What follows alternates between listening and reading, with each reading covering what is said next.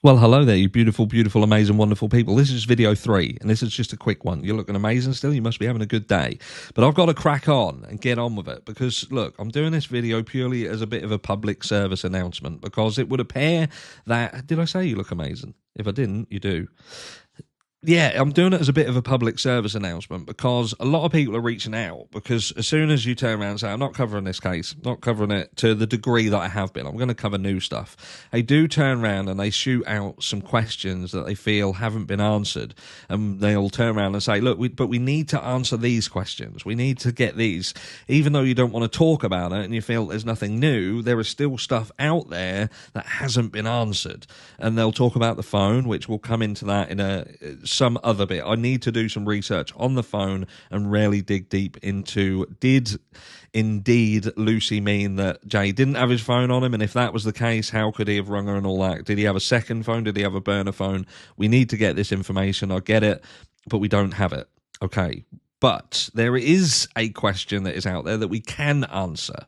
And that is with respect of Jay Slater's family not being able to identify Jay after he was found. And the downside here is that a lot of people who are interested in true crime, and why they're watching true crime is because they have an interest in true crime. They're interested in true crime. And it might be that they watch other true crime shows. NCIS, for instance. Is that a good one? I've never watched that. I watch like Bones, Grey's Anatomy, which is fuck all to do with crime. That's hospital. I couldn't think of anything crime. Thin Blue Line. I don't know. What's the one with Idris Elba? Can't remember. Luther. That's crime. So there are some good shows. There's some good shows. But the downside is the shows that people watch dramatise things. They dramatise things and they'll pick up on elements and make a big song and dance about them. Like they always have someone who's died, whether it be a drowning or a tragic murder, and they'll get the family in and make a big song and dance about, you know, you've got to come and identify your son, daughter, father, mother, sister, brother, auntie, uncle, cat. Not cat. I'm talking about the people who identify as a cat. Like, I know he's not a cat, he's a person, but he identifies as a cat. Can you come and identify your cat? This is a bit of a tangent. Hello, dope. You know exactly what I'm talking about. Inside joke. Anyway, I digress. So with respect of that sort of thing, that's not how real life works. So people who think, well, what she should have been able to identify Jay. She should have been able to. The reality is families don't have to identify their deceased loved ones. If it is not needed, it's not required, and they feel that it is going to cause upset and or distress, then they won't make them do it, and they will forcibly advise against it. So that is not necessarily indicative of anything, and I do apologise. I can't get onto the bandwagon of, oh, the fact that Jay Slater, the family didn't see him, that is indicative of the fact that it was an empty casket, that he wasn't really in there, it wasn't Jay. Now, look, I'm not saying that I want to bet my life on it that it is 100%, or at that point it was 100% Jay that was found, and at that stage when his mum went in there and had to look at a casket with a solitary rose on it and was advised that you can't see him, because in her interview she basically said, it made it sound like I wanted to, but I wasn't allowed. I was stopped from doing it. And people had a certain feeling about that. They were simply like, you know, a mother should be allowed. But the reality is, Jay had been out there for a long-ass time, and he had potentially succumbed to a large degree of degradation of the body through the elements and being out there. And the chances are they felt and deemed that by looking at Jay, that would cause the aforementioned upset and distress, and they advised against it, and they didn't need it because they had already identified Jay.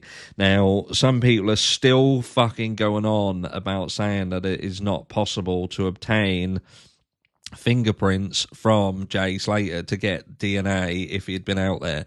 Please stop saying it. Please stop saying it, and do your research before you put that sort of stuff out, because you're wrong. You are absolutely wrong. You absolutely 100% can pull fingerprints.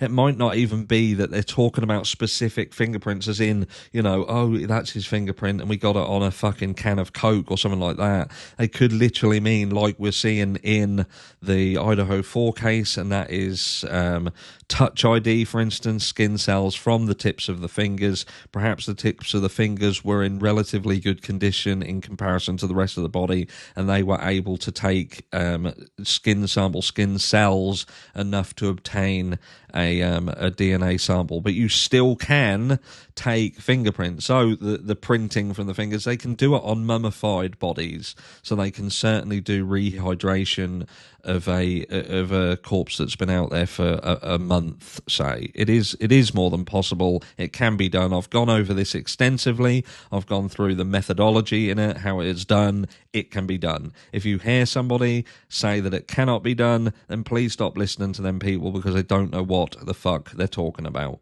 Okay, but we're getting off on a bit of a tangent. Point of this whole video was to answer that question.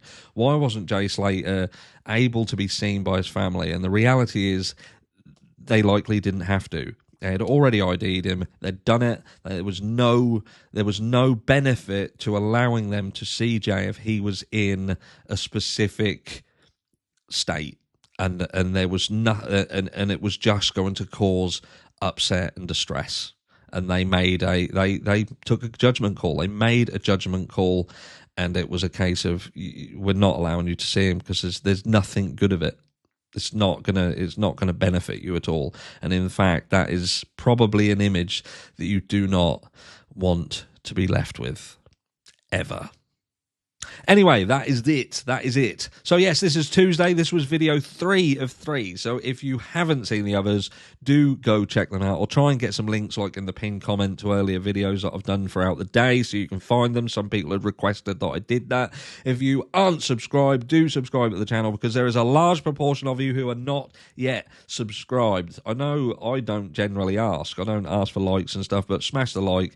All of this stuff is free, and it does help to build the channel. All of these little analytics and things, they just help to get the channel able to reach a wider audience. And you know what it is? The bigger the voice, look at my hair's a mess, isn't it? The bigger the voice we have, the bigger we can shout, the louder we can shout, and the most difference that we can make in these cases. And look, sometimes we need somebody and a community that offers sanctuary to people who have an interest in these cases. They can coexist with people of differing opinions, and sometimes we just need to call out some of the stuff that's going out that isn't right, that is forming a bad opinion or the wrong opinion in these cases. And sometimes I can say something wrong, and I can be pulled up nicely as well, and I can put things right. But anyway, I'll shut up now. You have a fantastic, fantastic Tuesday. Enjoy the rest of your day. I love you all, and I will catch you all tomorrow.